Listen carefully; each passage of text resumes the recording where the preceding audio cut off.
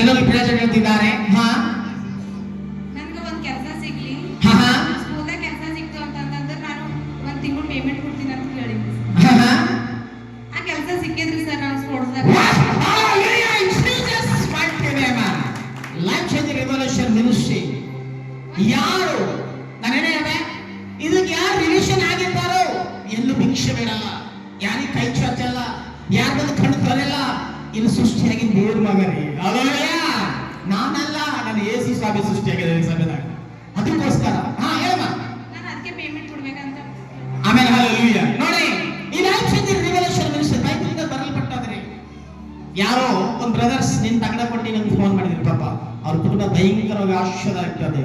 ಇನ್ನೊಂದು ಈ ಸಭೆಗೆ ಕೂತಿ ಬಂದು ಪ್ರಾರ್ಥನೆ ಮಾಡಿ, ದೇವ ನನ್ನ ಡ್ಯೂಟಿ ಸಿಗಬೇಕು, ಈಗ ನಾನು ಈ ದಸರ ಭಾಗ ಈ ದೇವರ ಆಲಯ ಕೊಡ್ತೇನೆ, ಭಂಡಾರ ಕೊಡ್ತೇನೆ ಅಂತ ಪ್ರಾರ್ಥನೆ ಮಾಡ್ಬಿಡ್ತಿದ್ದಾಳಂತ ಮಗಳು.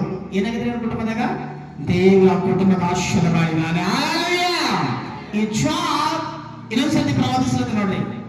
ಯಾರಿಗೆ ಕೆಲಸ ಇಲ್ಲೋ, ಒಂದು ಲೋಕ ಪ್ರೀತಿ, ಒಂದು ಸೈತಾನ ಪ್ರೀತಿ, ಒಂದು ಆತ್ಮಿಕ ಪ್ರೀತಿ. ಆತ್ಮಿಕ ಪ್ರೀತಿ ಇದ್ದವರಿಗೆ 25 ಈ ಮಿನಿಸ್ಟ್ರಿ ಕುಂತರೆ ಎಲ್ಲರಿಗೂ ಹೇಳ್ತಿದ್ದಾನೆ, ನಿಮ್ ಜೀವನ ಪ್ರತಿಯೊಂದು ಟೈಟಲ್ ಬದಲಾವಣೆ ಆಗುತ್ತದೆ.